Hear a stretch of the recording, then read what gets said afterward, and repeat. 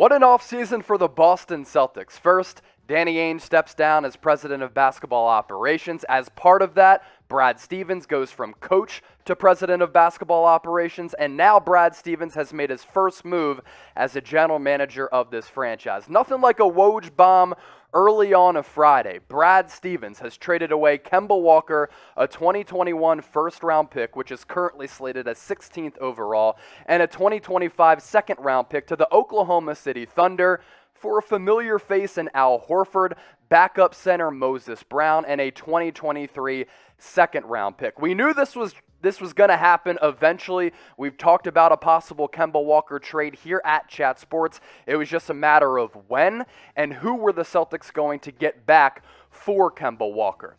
Give me your one-word reaction to this trade that went down early on a Friday. Get into the comments and let me know your one-word reaction to this trade. For me, it was somewhat expected.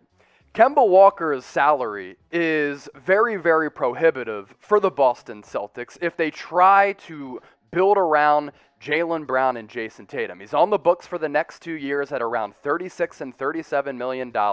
His fit alongside those two stars wasn't really all that seamless, and the Celtics didn't get back the player that they thought they were getting in Kemba Walker when Danny Ainge made the move to bring him in, and there are a few reasons for that. Didn't fit alongside Brown and Tatum all that well, but also these knee injuries have really lingered the last 2 seasons and have kept him out of a lot of games, especially this past season when he only played 43 games for the Boston Celtics. When you look at the raw numbers, Kemba Walker wasn't all that bad.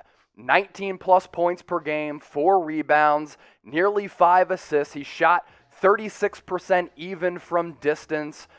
But you could just see that Kemba Walker was lacking the explosiveness and kind of that ability that he displayed with the Charlotte Hornets when he was really one of the best scoring point guards across the entire NBA. Wasn't quite that spark because that explosiveness just wasn't there. But I go back to the fit. I think when Danny Ainge brought Kemba Walker in, he thought he was getting one of the best point guards across the NBA.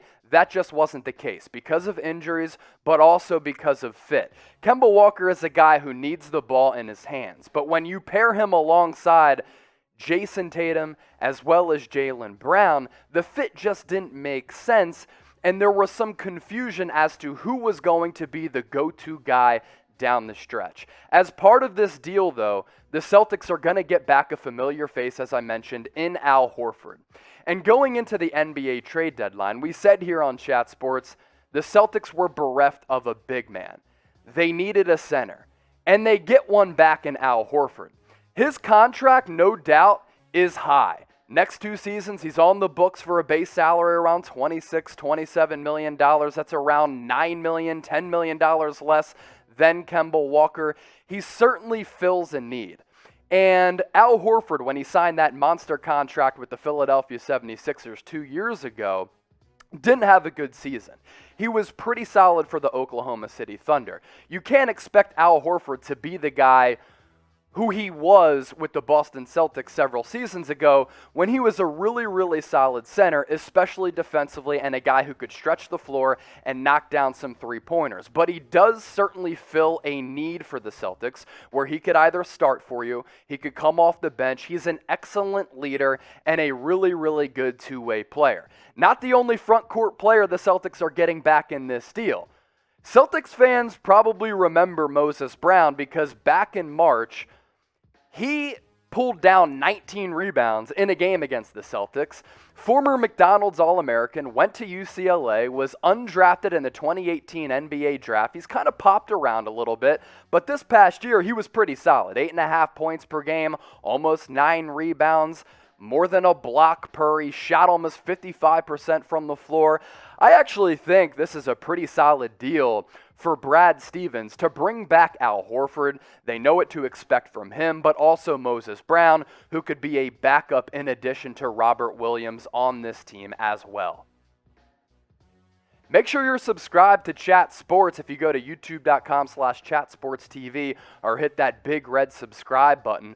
We're going live for the NBA Draft Lottery It all goes down Tuesday night, 8 o'clock Eastern, so make sure you're subscribed because when we go live, we're going to break it down. All of the NBA draft lottery odds will let you know which teams are slated to pick where. So subscribe right now to our main Chat Sports YouTube channel because we're going live for the NBA draft lottery Tuesday, 8 o'clock Eastern.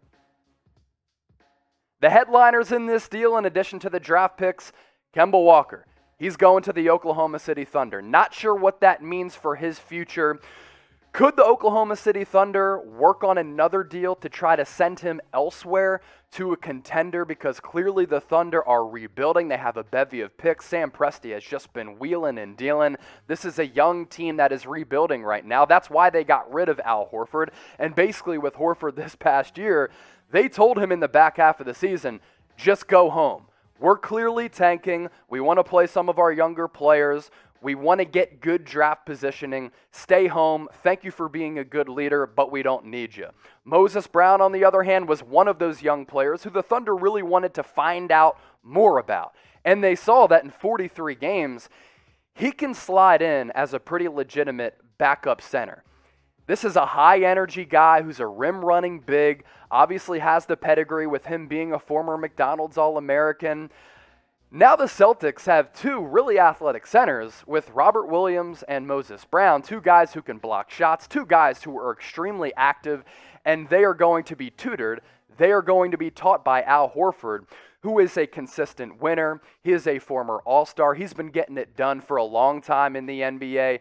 And on many of the teams that he has played for, he has helped lead them to playoff appearances. This is a great leadership player that the Celtics can get back, and a good familiar face as well who slides into the system. For who's going to be the coach, we're not sure, but you know what you're going to get from Al Horford. So who do you think won this trade?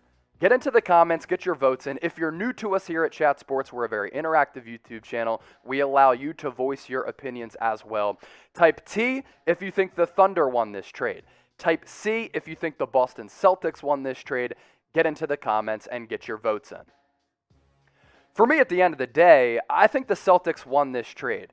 You're shedding some salary. You're getting rid of a player who Kemba Walker has said didn't want to be with the Boston Celtics, doesn't fit in, and his contract is very, very prohibitive going into a crucial offseason with the Celtics where you have to get it right here and build around two of the top young players in the NBA in Jaylen Brown and Jason Tatum. So I think the Celtics won this trade because they fulfill a need, they shed some salary, and they get rid of a player who didn't want to come back to the Boston Celtics this upcoming season. As I mentioned, Celtics still looking for a head coach. Brad Stevens, this is his first big move as a general manager of this franchise. They've requested interviews with several candidates. We've covered that on Celtics Today by Chat Sports.